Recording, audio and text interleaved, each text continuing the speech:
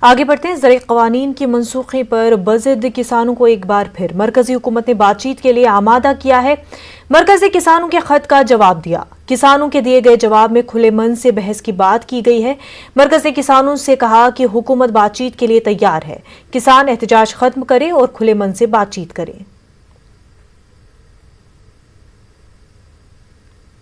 زرعی قوانین کی منسوخی پر بضد کسانوں کو ایک بار پھر مرکزی حکومت نے بات چیت کے لیے آمادہ کیا ہے۔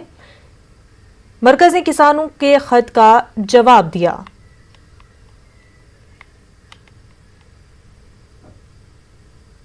زرعی قوانین کے خلاف کسان مختلف محاذ پر جمے ہوئے ہیں۔ وہ احتجاج اور بھوک ہڑتال کر رہے ہیں۔ احتجاجی کسانوں اور مرکز کے بیچ بات چیت کی راہ بھی ہموار ہوتی معلوم ہو رہی ہے۔